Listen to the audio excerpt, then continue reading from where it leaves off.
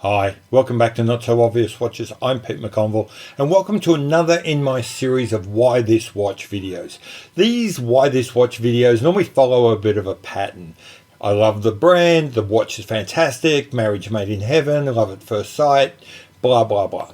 This one's going to be a little bit different. Today, this is a why have I got a Glycine Combat Sub bronze in 48 millimeters.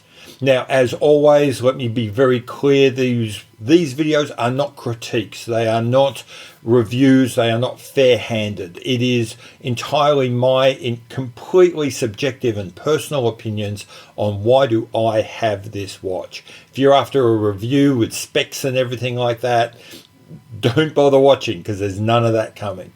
Anyway, see you on the other side of the intro.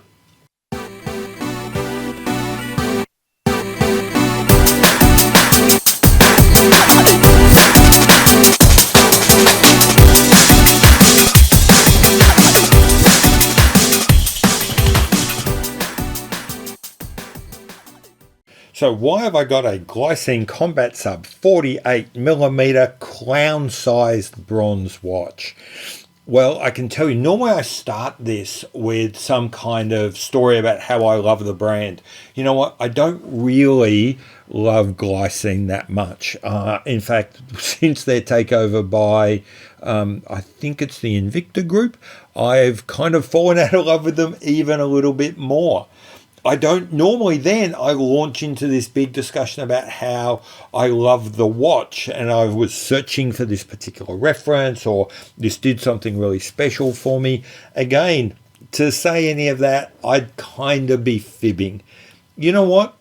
I bought the Glycine Combat Sub bronze 48mm watch as an experiment, as a trial. I wanted to have a play with a bronze watch, get a sense of what it was like. And I bought the 48mm because despite being clownishly big, even on my 7.5 inch to 7 3/4 inch wrist, I figured since I was experimenting with the material and wanted to see how the patina worked, that going for something that huge would give me the biggest canvas, give me the biggest space to play with and see how this works out. No one was more surprised than me to find out I've actually really kind of fallen in love with this watch. Yes, it wasn't really, it's kind of like that stray dog that you gave a hot dog to because it made you feel a little bit less guilty at that moment and then followed you home. And then after a while, you kind of warmed to it, you gave it a name, and now you can't imagine living without it. That's kind of where I am with the Glycine Combat Sub.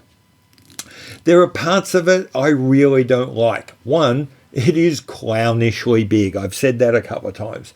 48mm of bronze is a big, big watch. I don't really like the bezel with its glossy insert. It just doesn't really play nicely with the bronze base material. The dial and overall shape is a little bit too Submariner homage for me. Not really something I'd normally go for. Saved only by the fact that I didn't really buy it for the looks. It was just as an experiment. And B, the size and the bronzeness of it does tend to push the homage elements to one side. So, would I have ever bought this watch if it hadn't have been as an experiment just for the channel? No, I would not. And in fact, it's come in and out of what I call my collection box and my kind of, not really part of the collection, just stuff I've got as an experiment at least a dozen times. But it keeps coming back to my collection box. Maybe it's just affection for the stray dog that won't go away. Maybe it's some kind of feeling about, it's one of the first watches I bought as a YouTuber to bring something to this channel. So maybe it's that, maybe it's the history. Maybe it is fundamentally a kind of good looking watch that I have warmed to. You know what? I can't separate which of those is why I've still got this watch. Most likely it's a bit of all of them. A bit of sentimentality, a bit of just it is good looking, and a bit of memorabilia. You know what? I think that's it. I think it's that combination of three things that make the Glycine Combat Sub my watch. So that's it. That's why I have a Glycine Combat Sub in bronze in 48 millimeters.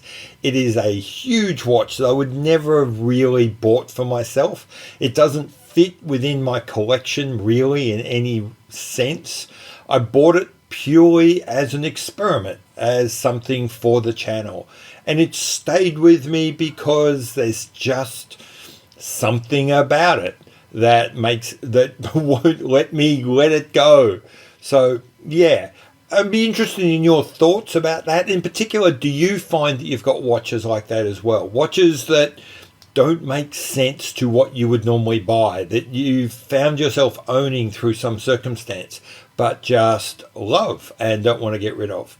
Let me know in the comments below. As always, I've been Pete McConville. This has been Not So Obvious Watches. I'll see you later. Bye.